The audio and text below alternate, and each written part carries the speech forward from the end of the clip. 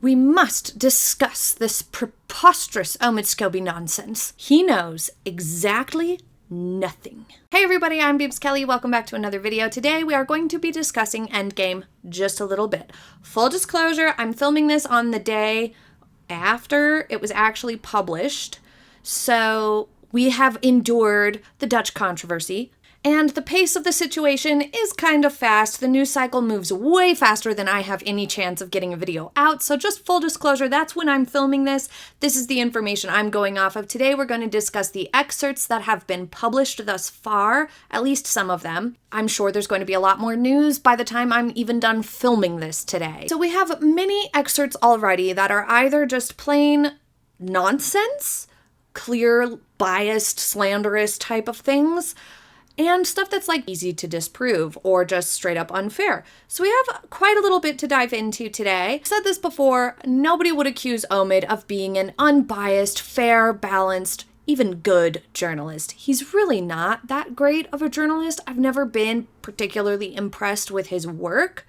Just haven't. He seems a little irresponsible, and he inserts so much opinion into his writing that doesn't really fit in this sphere. And that's probably why he has not become a very prominent popular journalist. He doesn't have the same access as many successful journalists because people recognize him to be biased. But setting that aside, let's start off with his rather petty and outright illogical digs at Catherine, Princess of Wales. He allegedly has an entire chapter dedicated to insulting her, which he called Katie Keene. Now, he claims this is a nickname that the palace staff has for her, but no other royal reporter or journalist has ever heard that nickname or knows it to be true, and I would highly doubt that Omid somehow magically has this insider information exclusive to him.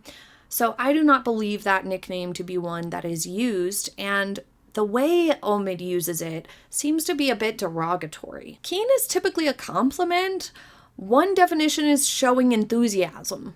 How can that be a bad thing? But as usual, Omid is trying to make it a negative. He's trying to make it seem like she cares too much about doing a good job, I guess, is what his angle is. That Catherine putting forth good efforts is a bad thing. A little bit of how like teenagers or even younger will sometimes scoff at or pick on people who are like book smart or academically do really well. It kind of reminds me of that. Somebody's just trying so hard to do a good job or something and sort of being dismissive of that. The book claims the Princess of Wales can be timid and has to be encouraged to take part in engagements.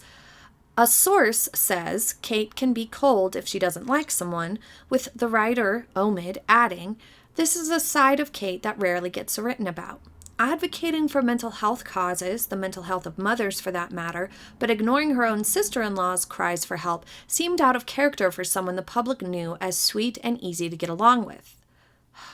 He also criticizes the fact that we do not know her opinions. He compares her to the Meg, who he claims we knew so much of her opinions, but he fails to understand that we do not need to know these people's opinions at all. They are an extremely privileged group. They do not have the same struggles as us. They have struggles, of course. They may deal with some of the same emotions, feelings, and mental health as we do, but they do not have the same struggles as the public at large. They are part of that very, very small top 1% tier of people who are very wealthy and or very famous or both. And yes, they have struggles. No one's denying that. That's part of the human experience. But they do not struggle to pay bills, find places to live, find ways to get to jobs, transportation issues. They don't deal with those things.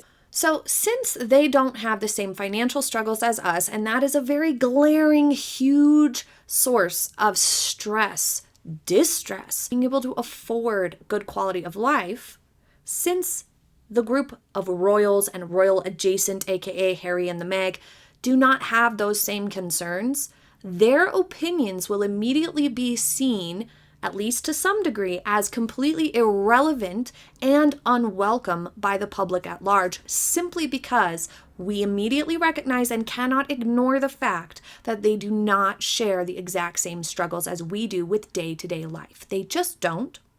So it's impossible to hear them tout opinions without feeling a little like, yeah, well, it's not really the same type of world that you live in as what the rest of the people do. And we've seen it play out in real time with Harry and the Meg. They spoke a lot about environmental protection, about traveling responsibly. Prince Harry started Travelist, where you will be able to rate places you travel and rate yourself as a traveler on how good you're doing in terms of eco-consciousness, all of these things. But then we witnessed them take more private jets than even many other wealthy, famous people. More private jets than the royal family take in a year. We witnessed Harry and Meghan go ham on the private jets and 7-car convoys to go down the block in New York City. Things that are absolutely absurd and excessive to environmental carbon footprints.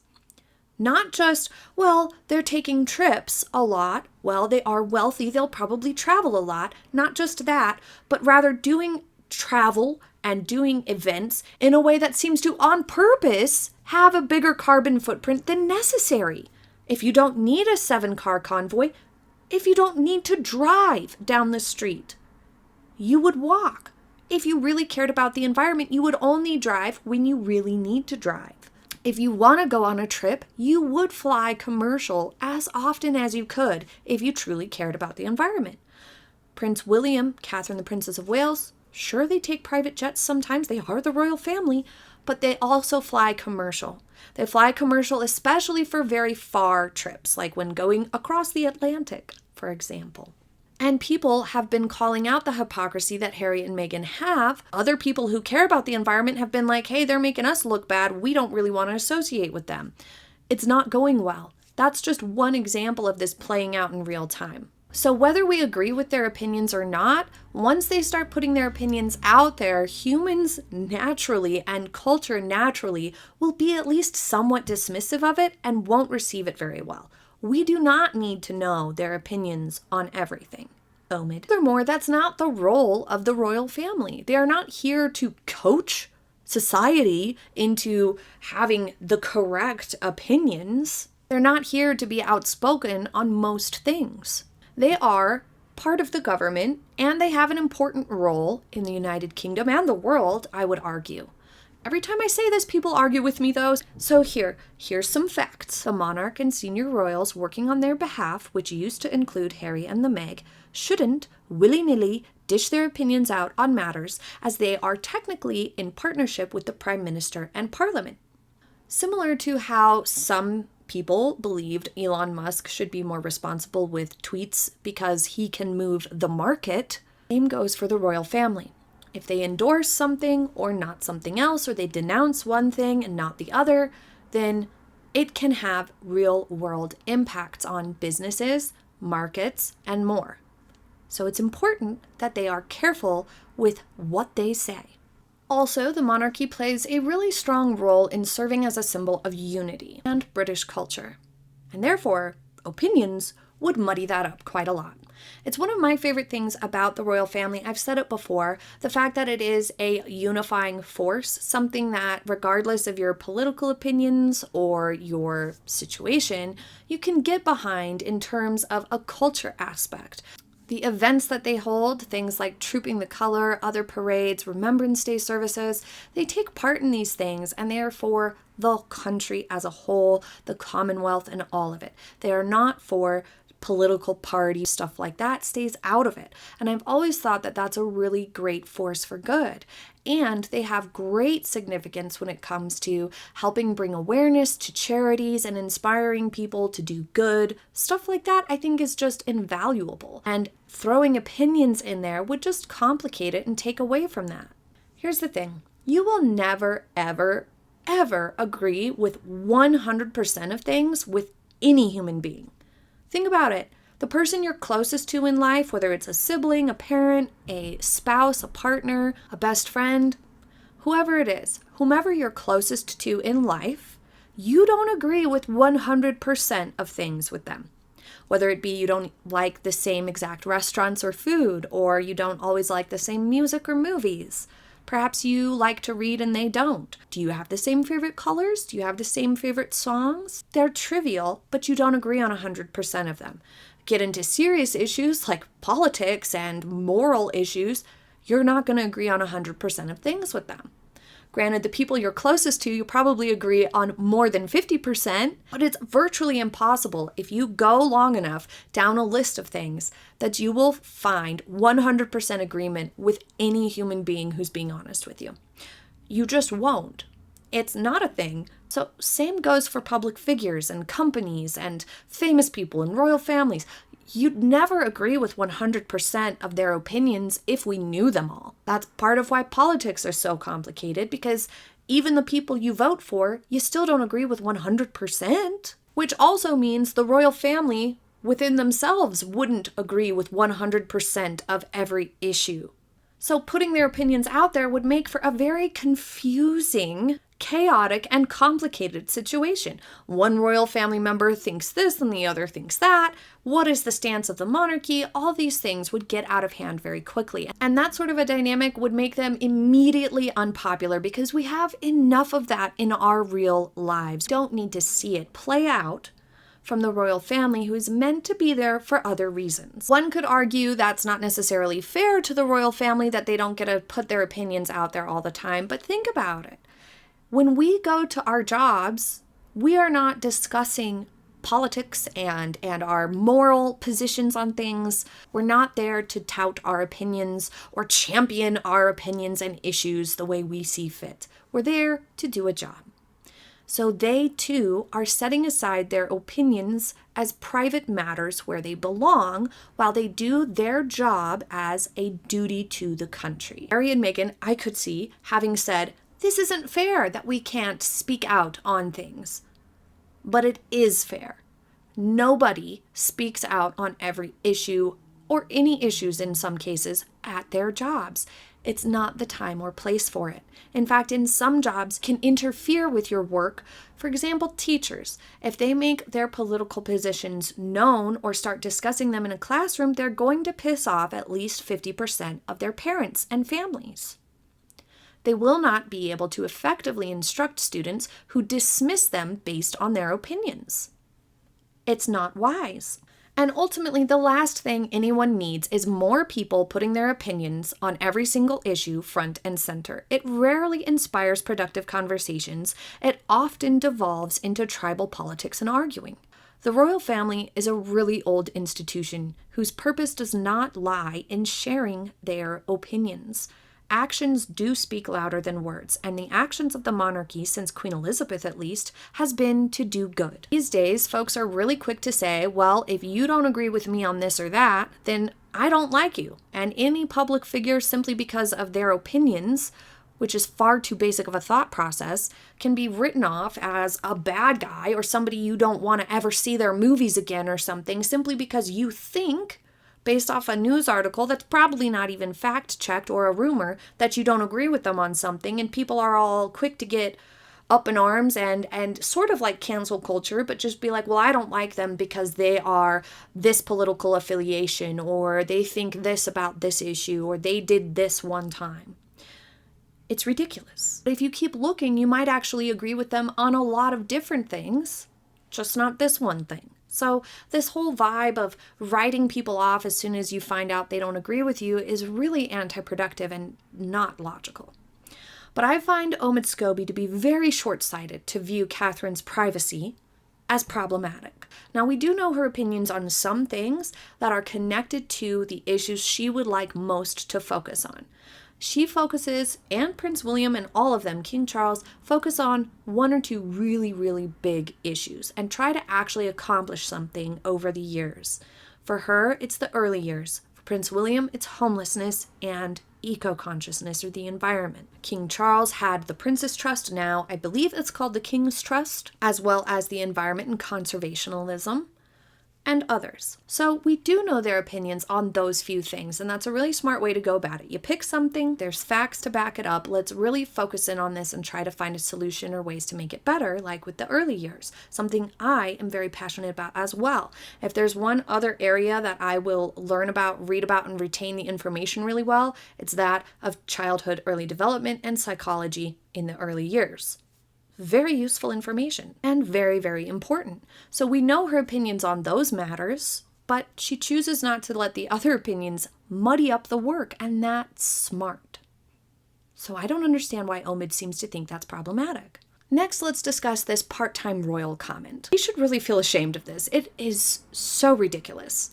She has been preparing for one of the biggest roles in history. The British royal family is by some accounts the most recognizable monarchy in the world today, which means Catherine, the Princess of Wales, knew within decades of marrying Prince William she would be called Queen, and that her life would be largely documented for historical purposes from that moment forward. This is massive. We look back centuries ago at these people, often wish we knew more about them, were fascinated by them, and she is surely aware that centuries from now, people will be looking back on her life and story through a similar lens. That's mind-boggling and also intense, and it makes sense to want to be careful with that. Take your time learning and preparing for this lifelong role. And despite what some people have tried to say, Prince Harry, Catherine and William clearly love each other. They married for love. So even though she may not be confident in every aspect of the job she now has on her shoulders, like for example, public speaking, she may not feel that to come naturally, they fell in love and she accepted this role, she accepted this job, and she is making efforts to be good at it and to get better at it, willing to work to get the job done well. That is not a negative. Omid apparently needs reminding of that. It's actually a good thing when somebody doesn't jump into something too quickly. It's a sign of good character to not try to rush to the top of something right away when you first join, the way Meghan did. Didn't go well because it's not the done thing and it's not smart. But this period of being a newlywed was immediately followed by 3 pregnancies in relatively quick order. And anybody with a child under the age of, say, 4 knows how comically demanding they can be. They take up so much time and energy and attention. And that's a beautiful thing. It's a wonderful thing. It's such an important period of time for their development and their learning and their lives. But that doesn't change the fact that that's an incredibly demanding period of time from birth to like age 4. They are not very independent and they need help with everything, and their schedules are like micro-sized compared to ours. And some people will say, well, Catherine has all the help she could possibly want. Sure, she does, but perhaps she doesn't want that help so much. Perhaps she actually wants to mother her children herself and be there and be present and all of that. Remember, a lot of the people who say that are the very people who criticize Charles or others for working so much while their children were young. You can't have it both ways. Either you want the parents home with the kids or you don't. And my opinion is very much that the evidence is there, the studies have been done. Kids are much more successful and secure and healthy and happy when they have a parent home with them and are not sent off to daycare or have nannies. It's much more healthy for the family unit. It's much more successful outcomes. I'm somebody who doesn't particularly want to outsource any aspect of parenting. I want to do it. I want to be there for it.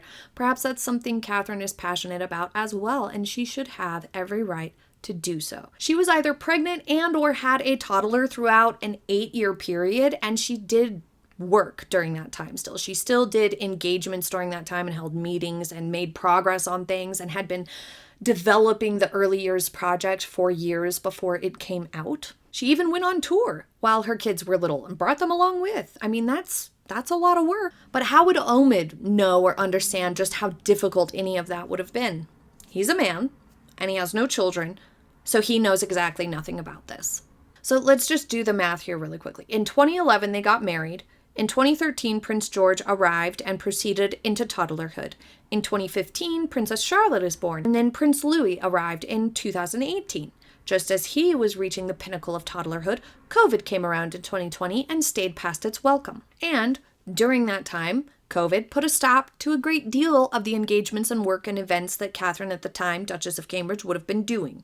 So, as you'll remember, in 2021, they still didn't even gather at Sandringham for Christmas, for example. So there was a lot of COVID restrictions in place, making people a little less visible or doing a little bit less work. And then, in my opinion, since 2022, we have seen Catherine attending way more engagements and doing way more events, way more work than I would expect of a mother of 3 who are still so little. But you know who is part-time? The Meg. She's super fully part-time. Now, this is just an exercise in perspective. No one has an illusion that she does not have many privileges. But I cannot imagine how demoralizing it would feel to have only the days where you're doing the glamorous bits count. Back to the quotes. Kate can be cold when she doesn't like someone. Like literally anyone else? I mean, okay, cool. Why is that even in the book? Why is this even a talking point? Generally speaking, if you do not like someone, you come off as more cold. This is no surprise. Just because she has an important role or is somebody who is generally rather cheerful in her demeanor does not mean she is an unemotional, Stepford-like wife who has no feeling or no expression of coldness towards someone who betrayed her or who she does not like or trust. Omid seems to want 2 things to be true at once. Both she's doing certain things that one could say are not as nice or don't align with her personality that people know in the media. Like, for example, being cold when she doesn't know someone, okay? He wants that to be true, but he also wants it to be true that she's like a robot, that she's a Stepford-like wife with no voice. How ridiculous. This man cannot see that those 2 ideas contradict themselves strongly. But it's actually good that he put that in there. It means she's not fake. Unlike somebody else we know. Catherine can be timid and need encouragement to do engagements. Is that also supposed to be a bad thing? That means she's not spotlight hungry. That means maybe she gets a little shy or a little nervous before doing an event. Perhaps that's why she gravitates towards kids. But who in this sort of a role wouldn't at least occasionally feel a bit timid? Especially through baby having years. With everyone's eyes on you, the pressure is immense. We've known this. Why is Omid trying to make feeling shy a negative? It makes no sense. What to discuss is about Catherine's support for mental health and how Omid decided to connect that to the Meg. This is a really weird jab that she didn't support the Meg or something. Like, okay, how is that related or connected at all? Here's more proof Omid has never been adjacent to or involved in any of these sorts of dynamics involving pregnancies and kids and marriages and in-laws. Like, ever. He's so clueless. It reminds me of how the dude in charge of Carolina Herrera doesn't understand boobs. Omid doesn't understand these types of dynamics, like true, actual family dynamics or having children in general. He doesn't get it. Your sister-in-law is not responsible for you. And it would be weird if she acted like your mom. That would be weird and cause conflict. It would be so boundary busting if Catherine tried to interfere with anything going on with Meghan and her pregnancy or her and Harry's relationship. It would be so crossing the line and not normal. Adopt the role of Meghan's minder, which is Prince Harry's and Doria's job, not Catherine's. Catherine had only known the Meg a little while. She had just had her 3rd child, and the Meg was not some single expectant mom who was all alone with no people around where Catherine was the only one she knew or something like that. That is not the case at all. Why would or should Catherine assume Harry wasn't helping the Meg or even knew about it? How would Catherine know? Would the Meg have texted Catherine that she needed mental health assistance out of the blue instead of Harry or Doria or anyone else? Like, how is it her problem at all to take onto her shoulders? How would she have even known? It's not like they were living together. Omid, where is your outrage at Harry, who was living with the Meg at the time and who does talk about mental health stuff a lot, but apparently did not either notice signs and cries for help or didn't help the Meg at all when she asked for it? Make it make sense. Clearly a big fat book of lies, conjecture, and Omid's opinions and the Meg and Harry's opinions too. all by their lonesome. It is a shame that something so full of personal opinion, vendetta, and lacking in facts can be marketed as nonfiction. We saw this with Spare as well. There has got to be an opinion disclaimer involved in these books. They are loose accounts. They are not factual books. They are not nonfiction. They're not biographies. And anytime you're reading something, there is an author bias, with the exception of raw facts books, reference materials. And this book is sorely lacking in facts. As for the profoundly manipulative, slanderous circus that the Meg and Oprah started, the childish game Prince Harry has carried on playing, and the monumental misrepresentations that the Meg and Omid have unleashed regarding allegedly Catherine the Princess of Wales, King Charles, and Prince William and the rest. We'll have to discuss it again in another video because there is so much and it's so ridiculous. But this video is really long already, so I'm going to end it here. Thank you for joining me for today's video. I'm sorry it ran a little long and rambly. I will see you in the next one. I hope you have a very happy day ahead. Bye!